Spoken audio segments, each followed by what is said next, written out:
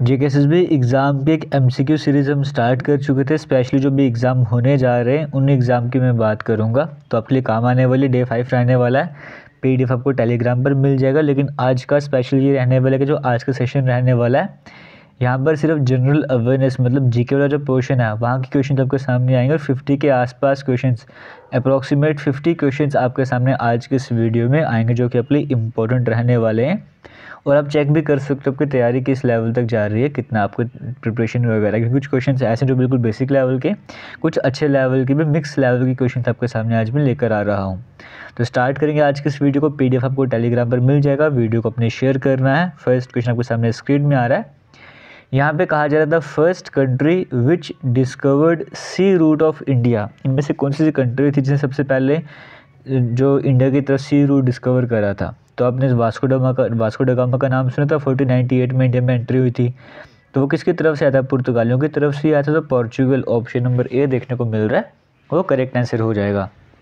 आगे चलते हैं, नेक्स्ट क्वेश्चन की बात करेंगे। उसके लिए एक सेकेंड आपको वेट करना होगा। चलते नेक्स्ट क्वेश्चन की बात करते हैं। आपके सामने स्क्रीन में चल रहा है। यहाँ पे कहा जा रहा था Portuguese governor who abolished Sati in Goa was.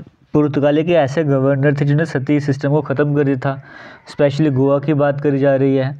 तो कौन से गवर्नर थे? एल्बकर, कैब्रल, अल्मेडा या फिर ऑप्शन नंबर डी में डी ब्रेगेंजा। तो कौन से इनमें से थे फेमस? तो अब गोवा के जब आप पुर्तगालियों की बात करते हो, अल्बकर हो गया है ना, या फिर अगर हम बात करेंगे ये फ्रांसिस्को डी अल्मेडा वगैरह हो गया, इस तरह के नाम आप सुनते हो, या अल्फोंसो डी अल्बकर नाम आप सुनते हो, वास्को ड गामा का नाम सुनते हो, नाम तो सुनते ही नहीं आप। जब अगर हम फेमस जो बेसिकली हम पढ़ते हैं, तो सती को किसने ख़त्म किया था? गोवा में। अब आपको यहाँ से हिंट दिया, गोवा में ख़त्म करा था।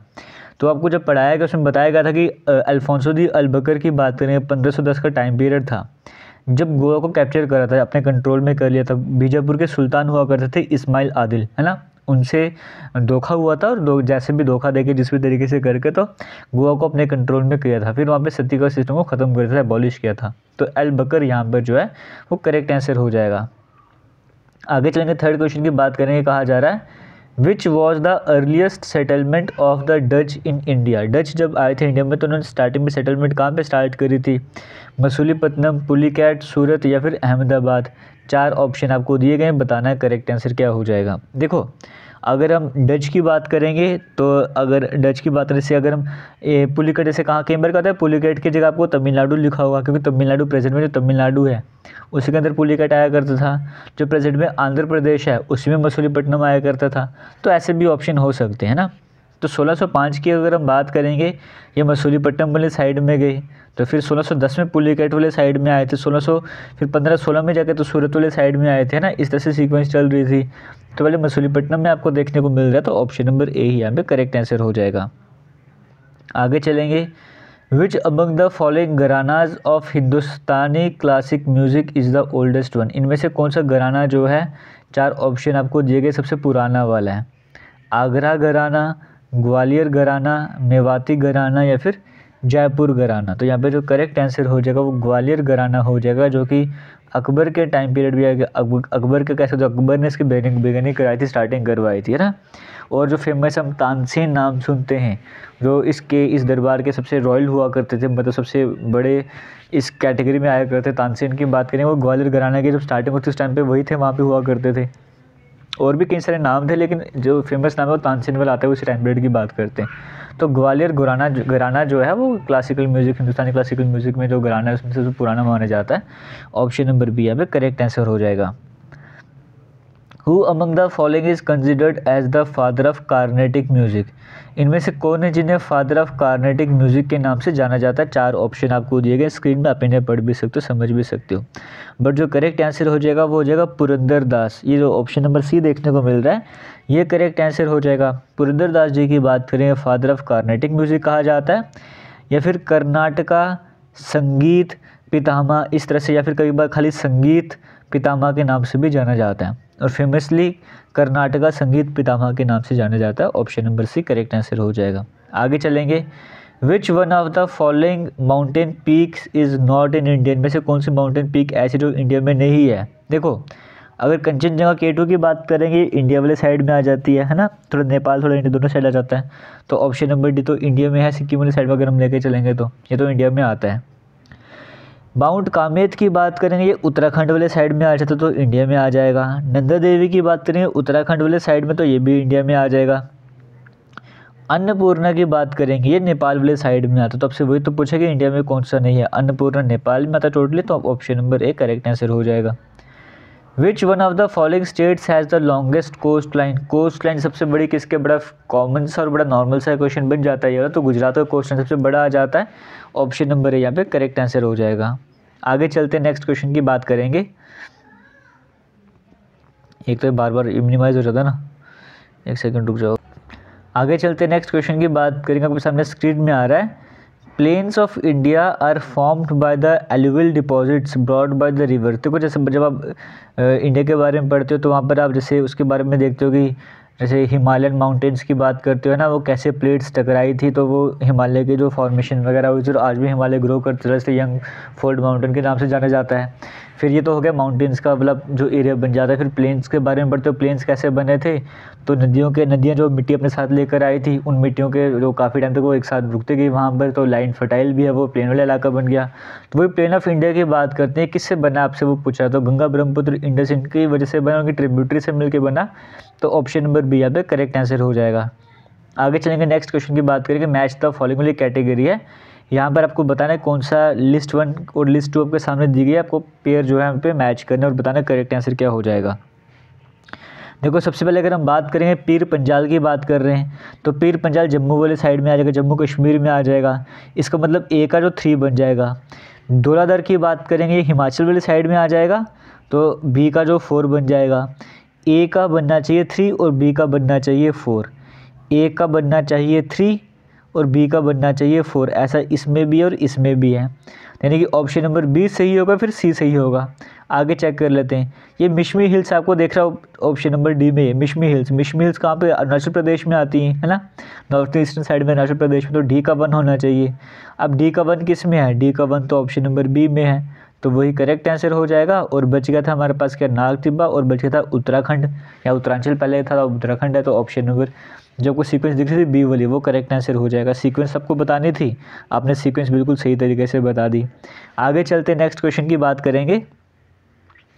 On the basis of discharge of water, अगर जो वाटर डिस्चार्ज हो रहा है उसके हिसाब से अगर देखा जाए, तो जो इंडिया का ड्रेनेज सिस्टम है उसको हम किस हिसाब से डिवाइड करते हैं ना। इंडिया का जो ड्रेनेज सिस्टम है, 2 तरह के नदियां हैं, एक इस तरफ जाती हैं, किस तरफ जाती हैं, तो एक अरेबियन सी और एक बे ऑफ बंगाल आ जाता है ना। तो ड्रेनेज के हिसाब से अरेबियन सी और बे ऑफ बंगाल वाला सिस्टम आ जाएगा, तो बे ऑफ बंगाल ड्रेनेज आपको ऑप्शन नंबर डी में देखने को मिल रहा है।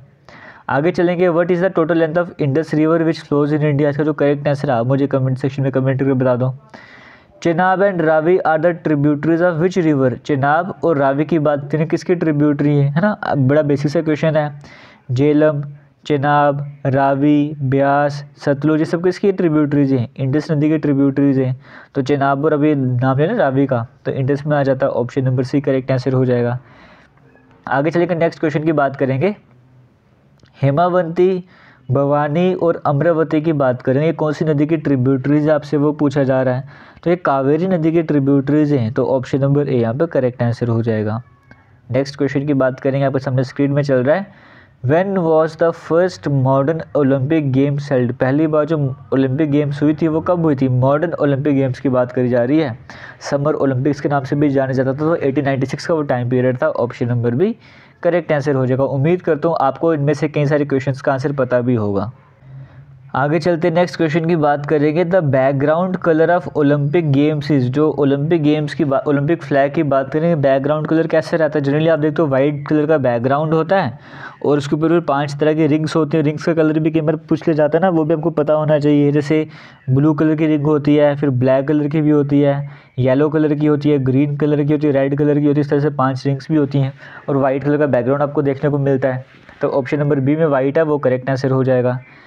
आगे चलेंगे, नेक्स्ट क्वेश्चन की बात करेंगे। कहा जा रहा है दी ओलंपिक्स मोटो, ओलंपिक्स का जो मोटो था सिटिस एल्टिस फॉर्चुस, ये कहाँ से लिया गया, कौन सी लैंग्वेज से लिया गया है, तो ये लैटिन लैंग्वेज से लिया गया, option number A correct answer हो जाएगा।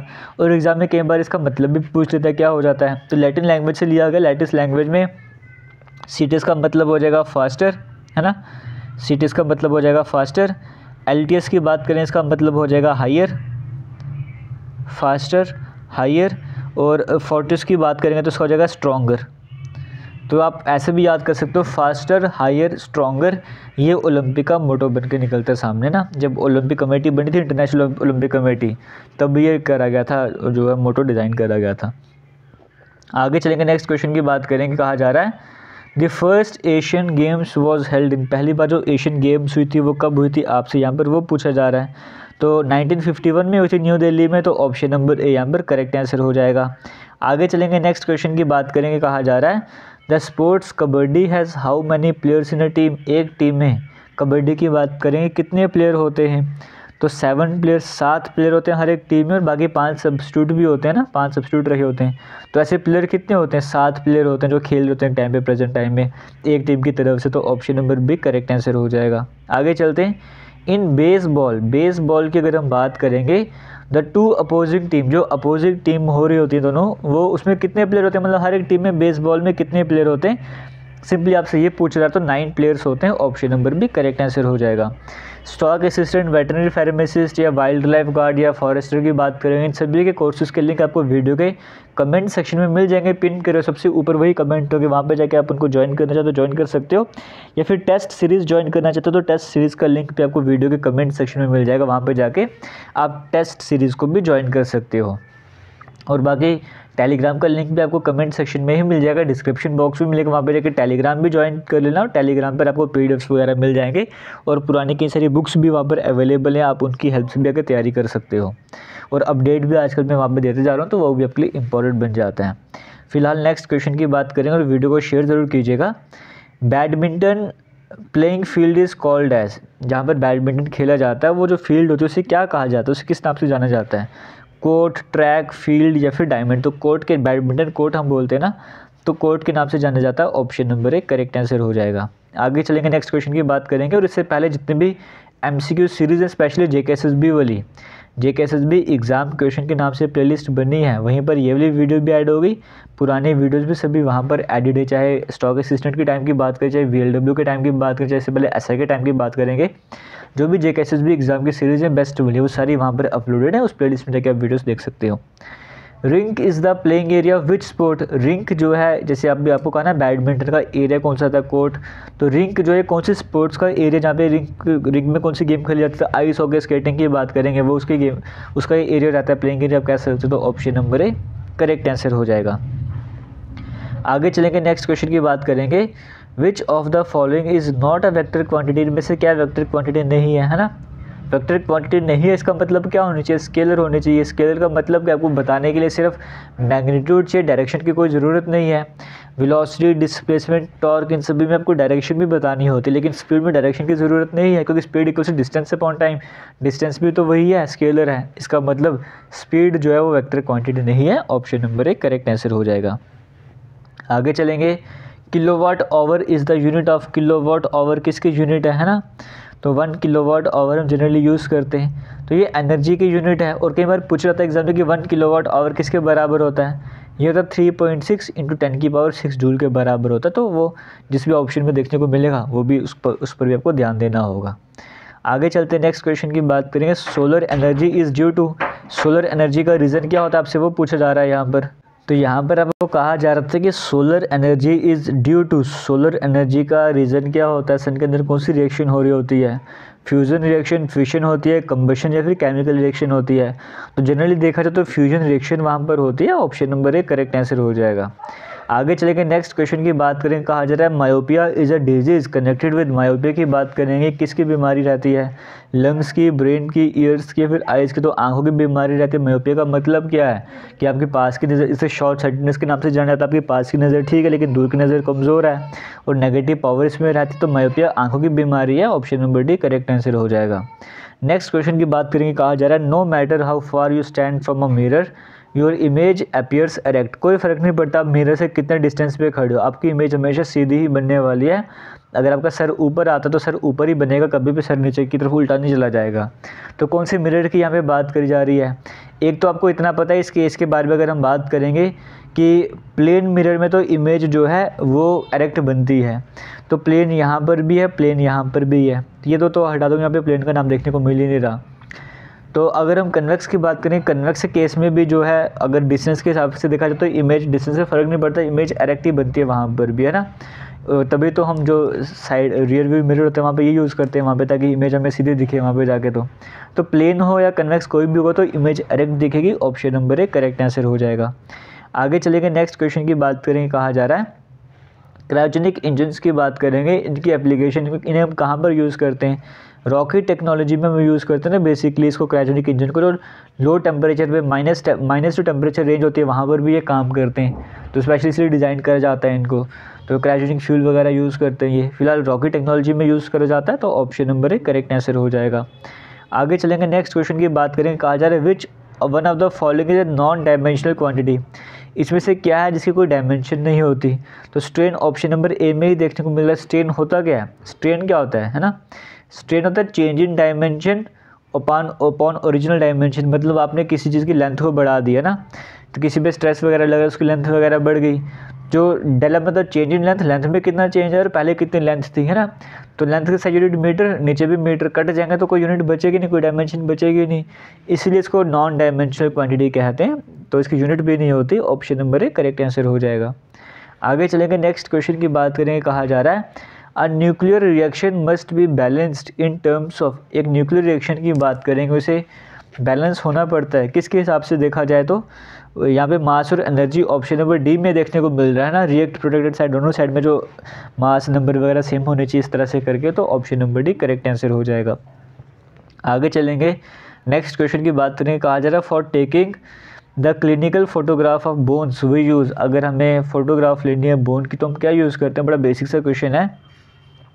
हड्डी वगैरह टूट गई तो आप क्या कराते हो वहाँ पे, UV rays, I rays, cosmic rays, X rays, X ray करवाने के लिए कहा जाता है ना, एक्सरे से पता लग जाता है। तो आपको जब भी क्लिनिकल फोटोग्राफ लेनी है बोन्स की, आप क्या यूज़ करते हो, एक्सरेज यूज़ करी जाती हैं। तो हार्मफुल थे तभी वहाँ पे जिसको प्रॉब्लम है उसी को वहाँ पे जाना पड़ता है, वहाँ पे बाकी दूसरा बंदा जाता नहीं वहाँ पे साथ में, है ना। तो option number C correct answer हो जाएगा। आगे चलेंगे, नेक्स्ट क्वेश्चन की बात करें। कहा जा रहा है radio activity was discovered by, radio activity की डिस्कवरी किसने की थी, हेनरी बेक्रेल ने करी थी, तो option number B correct answer हो जाएगा। अब ये क्वेश्चन अच्छा है, the unit of radio activity is, radio activity की यूनिट क्या, आप जनरली पढ़ते हो कि रेडियो एक्टिविटी की यूनिट क्या है, बेक्रेल है, क्योंकि इसने डिस्कवरी करी थी तो इनके नाम पर यूनिट डाल देगी SI यूनिट, तो यूनिट हो जाएगी बेक्रेल। बट यहाँ पे SI यूनिट नहीं पूछा, सिंपल कहा गया कि यूनिट क्या है रेडियो एक्टिविटी की, आपको वो बताना है। तो जैसे हम बोलते हैं लेंथ के SI यूनिट क्या है, मीटर, लेकिन लेंथ तो हम फुट में भी मेजर कर सकते हैं ना, सेंटीमीटर में भी मेजर कर सकते हैं, किलोमीटर में भी मेजर कर सकते हैं ना, तो किस में मेजर कर सकते हैं। SI यूनिट की बात नहीं कर रहा, सिर्फ यूनिट की बात कर रहा है। तो जब हम रेडियो एक्टिविटी की बात करते हैं, जब हम इसकी सीजीएस यूनिट की बात करते हैं ना, सेंटीमीटर, ग्राम वाली, सेकंड वाली, तो वहाँ पे हम क्या बोलते हैं, वहाँ पे क्यूरी यूनिट लेकर आते हैं हम। तो क्यूरी भी किसकी यूनिट है, रेडियो एक्टिविटी की, तो ऑप्शन नंबर डी यहाँ पर करेक्ट आंसर हो जाएगा। आगे चलेंगे, नेक्स्ट क्वेश्चन की बात करें कि कहा जा रहा है radio active materials should be kept in a container made of, radio active materials की बात करेंगे, इन्हें किस तरह के कंटेनर में रखा जाना चाहिए, लेड, स्टील, आयरन या फिर एल्यूमिनियम। तो इन्हें लेड के कंटेनर में रखा जाता है, क्योंकि लेड की बात करेंगे यहाँ पर जो ये रेडियोएक्टिव रेज वगैरह होती हैं, रेडिएशंस वगैरह होते हैं, इनको ये ईजिली एब्जॉर्ब कर लेते हैं, है ना। तो अगर ये एब्जॉर्ब कर लेगा तो लीक वगैरह नहीं होंगे, तो अगर लीक वगैरह होगा तो थ्रेट है पूरी ह्यूमन लाइफ के लिए, वहाँ पे जो भी इंसान है या जो भी ज़िंदगी जी रहे हैं वहाँ पे उन सभी के थ्रेट रहने वाला है। तो इसलिए लेड के कंटेनर में रखा जाता है और इसी कंटेनर में ट्रांसपोर्ट वगैरह भी करा जाता है, तो option number A correct answer हो जाएगा। आगे चलते हैं, an element that does not occur in nature but can be produced artificially, एक ऐसा एलिमेंट जो कि नेचर में मिलता नहीं है लेकिन इसको आर्टिफिशियली बना देते हो। देखो जितने भी आप पीरियोडिक टेबल पढ़ते हो उसमें जितने भी एलिमेंट्स हैं मोस्टली मैक्सिमम सभी नेचुरली आपको मिल जाते हैं, चाहे वो छोटी क्वांटिटी में मिले, ज़्यादा क्वांटिटी, लेकिन नेचुरली मिल जाते हैं। लेकिन कुछ ऐसे भी हैं जो हम आर्टिफिशियली प्रोड्यूस करते हैं। लास्ट वाले टॉपिक नंबर की बात करते हैं, जो ऑप्शन है उसके हिसाब से कौन सा करेक्ट आंसर हो जाएगा। प्लूटोनियम की बात करेंगे, हम आर्टिफिशियली बनाते हैं। अगर कई बार ऑप्शन में अलग भी आ जाते हैं, एस्टेटिन अगर आपको दिख जाएगा, है ना, एस्टेटिन, तो वो भी हम क्या करते हैं, आर्टिफिशियली बनाते हैं, है ना। इस तरह से और भी कई तरह के नाम होते हैं, तो वो 3-4 नाम होते हैं, आपको याद करने पड़ेंगे वो बोले। आगे चलेंगे, नेक्स्ट क्वेश्चन की बात करें। कहा जा रहा है which of the following imparts a blue colour to glass, ग्लास को ब्लू कलर मिलता है तो किसकी हेल्प से मिलता है। कोबाल्ट ऑक्साइड होता है, कॉपर ऑक्साइड होता है, आयरन ऑक्साइड होता है, फिर निकल ऑक्साइड होता है। तो ये कोबाल्ट ऑक्साइड की वजह से ब्लू कलर मिलता है, तो ऑप्शन नंबर है यहाँ पे करेक्ट आंसर हो जाएगा। आगे चलते नेक्स्ट क्वेश्चन की बात करेंगे। The element used for making solar cell, वो एलिमेंट जिससे हम सोलर सेल बनाते हैं वो उसमें कौन सा सेमीकंडक्टर यूज़ करते हैं ना, तो सेमीकंडक्टर कौन सा आ जाएगा, सिलिकॉन आ जाएगा। तो ऑप्शन नंबर डी सिलिकॉन होता है, जर्मेनियम होता है सेमीकंडक्टर्स में, बट मोस्टली हम जो यूज़ करते हैं वो कौन सा यूज़ करते हैं, सिलिकॉन यूज़ करते हैं। तो ऑप्शन नंबर डी यहाँ पे करेक्ट आंसर। रेत में भी सिलिकॉन ही होता है, इस तरह से बड़ा अमाउंट आपको आसानी से मिल जाता है। तो सिलिकॉन ऑप्शन नंबर डी, यहाँ पे सिलिकॉन की बात करेंगे, option number D correct answer हो जाएगा। आगे चलेंगे, नेक्स्ट क्वेश्चन की बात करेंगे। कहा जा रहा है which of the following is used for wrapping of fractured bones, अगर किसी की बोन फ्रैक्चर हो गए तो उसको रैप करने के लिए हम क्या यूज़ करते हैं। 4 ऑप्शन आपको दिए गए, white cement, white lead, zinc oxide या प्लास्टर ऑफ पेरिस। तो हाथ के ऊपर वो वाइट सा लगा देते हैं ना, पूरा वो इतना हार्ड सा बन जाता है वो, तो वो क्या होता है, वो हम बोलते हैं ना प्लास्टर करवाया है, तो वो प्लास्टर ऑफ पेरिस होता है, इसलिए प्लास्टर कहा जाता है उसे सिंपल लैंग्वेज में। तो प्लास्टर ऑफ पेरिस होता है ना, जो फ्रैक्चर्ड बोन को रैप करने के लिए यूज़ करा जाता है, तो प्लास्टर करवाते तो वही प्लास्टर ऑफ पेरिस से प्लास्टर निकाल के बना देते हैं कि प्लास्टर करवाया। तो ऑप्शन नंबर डी यहाँ पे करेक्ट आंसर हो जाएगा। आगे चलते हैं, नेक्स्ट क्वेश्चन की बात करेंगे। Haemoglobin in the blood is a complex protein rich in, haemoglobin जो ब्लड में होता है इसमें ज़्यादा अमाउंट में क्या होता है, आयरन, सिल्वर, कॉपर या फिर गोल्ड। हेमे मतलब आयरन, फेरस, तो आयरन ऑप्शन नंबर एक करेक्ट आंसर हो जाएगा। नेक्स्ट क्वेश्चन की बात करें, कहा जा रहा है dialysis is used for people with defective kidneys, dialysis हम यूज़ करते हैं जिनकी किडनी ख़राब हो गई, इनको डायलिसिस करवाना पड़ता है। इसमें होता क्या एक्चुअली में, क्या प्रोसेस इसमें फॉलो करा जाता है, आपसे वो पूछा जा रहा है। एड्जॉर्प्शन होता है, ऑस्मोसिस होता है, इलेक्ट्रोफ्रोसिस होता है, डिफ्यूजन होता है, आपसे वो पूछा जा रहा है। तो डायलिसिस का आपको जनरली पता है, डायलिसिस में होता क्या है कि जो भी मतलब डायलिसिस का प्रोसेस होता है, डायलिसिस के प्रोसेस में होता क्या है, जो भी वेस्ट वाटर हो गया या फिर वेस्ट प्रोडक्ट वगैरह को बाहर निकाला जाता है, आर्टिफिशियली कराया जाता है। अब 2 ऑप्शन में यहाँ से हटा रहा हूँ, अब आप मुझे बताओ कमेंट सेक्शन में किस में से कौन सा प्रोसेस फॉलो कर जाता है, ऑस्मोसिस का, डिफ्यूजन का, ये आपने मुझे कमेंट सेक्शन में कमेंट करके बताना है। हम फिलहाल आगे चलेंगे, नेक्स्ट क्वेश्चन की बात करें। कहा जा रहा है in which of the following forts is the Bawewali Mata temple located in Jammu Kashmir, Jammu Kashmir में बावेली माता टेम्पल जो है वो कौन से फोर्ट के अंदर आता है, आपसे वो पूछा जा रहा है। तो ये एग्जाम में आया हुआ क्वेश्चन है, अखनूर फोर्ट, भीमगढ़ फोर्ट, पर्बत फोर्ट या बाहू फोर्ट। तो बाहू फोर्ट में आता है बावेली माता टेम्पल, फेमस टेम्पल जम्मू वाले साइड में, तो ऑप्शन नंबर डी यहाँ पर करेक्ट आंसर हो जाएगा। आगे चलते नेक्स्ट क्वेश्चन की बात करेंगे। Salal hydro electric project on Chenab river is located in which district, Salal hydro electric project जो कि चेनाब रिवर के ऊपर बना है कौन से डिस्ट्रिक्ट में आता है, आपसे वो पूछा जा रहा है। एग्जाम में आया question number D Reasi district में आता है, ऑप्शन नंबर बी यहाँ पर करेक्ट आंसर हो जाएगा। आगे चले गए, नेक्स्ट क्वेश्चन की बात करेंगे। After passing through Srinagar, Srinagar से पास होने के बाद झेलम रिवर जो कौन सी लेक में जाती है, आपसे वो पूछा गया है। तो 3 ऑप्शन है, लेकिन चौथा ऑप्शन मिसिंग है, बट चौथा ऑप्शन यहाँ पे करेक्ट आंसर होता है। झेलम रिवर जो है बाद में वुल्लर लेक में जाती है ना, तो ऑप्शन नंबर डी यहाँ पे करेक्ट आंसर हो जाएगा। आगे चलते हैं, नेक्स्ट क्वेश्चन की बात करेंगे। कहा जा रहा है which is the second largest Mughal garden in the Kashmir valley, इनमें से कौन सा जो है सेकंड लार्जेस्ट मुगल गार्डन है कश्मीर वैली का। 4 ऑप्शन दिए गए, Abdullah garden, Lodhi garden, Nishad garden या फिर हैंगी गार्डन। तो Nishad garden option number C यहाँ पर देखने को मिल रहा है, जो कि श्रीनगर में ईस्टर्न साइड में आता है लेक के, तो साथ ही से गार्डन ऑफ जॉय के नाम से भी जाना जाता है ना। तो निशाद गार्डन की बात करेंगे, ये हमारे पास जो है second largest garden Mughal garden आ जाएगा हमारे यहाँ पे, तो option number C correct answer हो जाएगा। Which of the following lakes is situated in the Pir Panjal range, कौन सी लेक ऐसी जो पीर पंजाल रेंज में आती है, इतनी हाइट में आती है, शोपियां डिस्ट्रिक्ट में देखने को मिलती है। तो शोपियां डिस्ट्रिक्ट की फेमस लेक कौन सी है भाई, वो बता दो, वहाँ पे कहानी खत्म हो जाएगी। कोसर नाग आपको ऑप्शन नंबर बी में देखने को मिल रहा है, वो करेक्ट आंसर हो जाएगा। नेक्स्ट क्वेश्चन की बात करें, गांधरबल की बात करेंगे। पहले कौन से डिस्ट्रिक्ट का हिस्सा हुआ करती थी और बाद में से अलग करा गया था, आपसे पूछा गया, जूनियर सैल्यूट के एग्जाम में क्वेश्चन पूछा गया था। तो ये पहले श्रीनगर का हिस्सा हुआ करती थी, 2007 में जाके अलग कर दिया था, तो option number A correct answer हो जाएगा। आगे चलते हैं। Who among the following is the first ruler of Rajouri kingdom, Rajouri kingdom के पहले रूलर का नाम बताओ, क्या हो जाएगा। तो राजा पृथ्वीपाल ऑप्शन नंबर ए में देखने को मिल रहा है, वो करेक्ट आंसर हो जाएगा। Dash is called the mozzarella of Kashmir, mozzarella of Kashmir किसे कहा जाता है, कलाड़ी को कहा जाता है, जम्मू या कश्मीर, कभी जम्मू कश्मीर दोनों साथ में लिखा होता है, तो ऑप्शन में कलाड़ी, तो हमें वही टिक करना पड़ेगा। मैच द फॉलोइंग, आपको मैच करके बताना है यहाँ पे करेक्ट आंसर क्या हो जाएगा। ये ABC लिस्ट में है और लिस्ट 2 में 1 2 3 है, मैच करो और बताओ करेक्ट आंसर क्या हो जाएगा। देखो एक बड़ा फेमस है, अगर आप जम्मू के रीजन वाले रहने वाले तो आपको ये पता होगा जैसे ये अम्बल की बात करें, अम्बल होता है क्या एक्चुअली में, पम्पकिन है ना, जिसमें आप इमली यूज़ करते हो, गुड़ वगैरह यूज़ करते हो खट्टा मीठा बनाने के लिए ना, इस तरह से। तो ऑप्शन नंबर सी का रिलेशन 2 से होना चाहिए। तो ऑप्शन की तरफ देख लेते हैं, सी का रिलेशनशिप 2 से तो सिर्फ एक ही जगह में देखने को मिल रहा है, तो वही करेक्ट आंसर हो जाएगा। इसका मतलब ए का रिलेशन 3 से होगा और बी का रिलेशनशिप 1 से होगा। ए का रिलेशनशिप 3 से है, तो मद्रा का रिलेशनशिप इसके साथ है कि जो पल्सेस आप बना रहे हो उसमें कर्ड, दही यूज़ कर रहे हो, खोया यूज़ कर रहे हो, ड्राई फ्रूट वगैरह यूज़ कर रहे हो, मद्रा वाली डिश हो गई। और ओरिया की बात करें, उसमें क्या कर रहे हो आप, ये राई योगर्ट वगैरह मिक्स कर रहे हो, बॉइल्ड पोटैटो वगैरह, पम्पकिन वगैरह यूज़ करो इस तरह से करके। तो ये लिस्ट आपको क्लियर हो गई है। तो इस तरह से 50 के आसपास क्वेश्चन हमने आज डिस्कस करें। उम्मीद करता हूँ आपको वीडियो अच्छी लगी, तो आप वीडियो को शेयर भी करोगे। बाकी आप से जो भी नायब तहसीलदार पटवारी की रिक्रूटमेंट को लेकर कंसर्न है, किसी भी तरह के डाउट वगैरह आपको आ रहे हैं, उर्दू रिमूव हो गया है, कितनी वैकेंसीज आने वाली हैं, सिलेबस क्या रहने वाला है, कब आने वाला है, क्या रियलिटी है इसकी, तो इस पर डिटेल्ड वीडियो आज मैं अपलोड कर चुका हूँ दूसरे यूट्यूब चैनल पर, मतलब डिफेंस एंड एसएससी वाले एग्जाम यूट्यूब चैनल पर। तो इस वीडियो का लिंक मैं आपको प्रोवाइड कर दूँगा, वहाँ पर जाके देख लेना। तो आपको एक काम करना, यूट्यूब चैनल, इसी यूट्यूब चैनल पर ना कम्युनिटी वाले सेक्शन पर आप जाओगे तो वहाँ पर वीडियो शेयर किया ये वाली, तो वहाँ पर जाके ये वाली वीडियो देख लेना, ठीक है। ये 28 दिसंबर 29 दिसंबर इस तरह की डेट में जाके चेक कर लेना, आपको कम्युनिटी सेक्शन में वीडियो मिल जाएगी। बाकी टेलीग्राम पर भी शेयर कर दी है। थैंक यू, जय हिंद। वीडियो को शेयर ज़रूर कीजिएगा।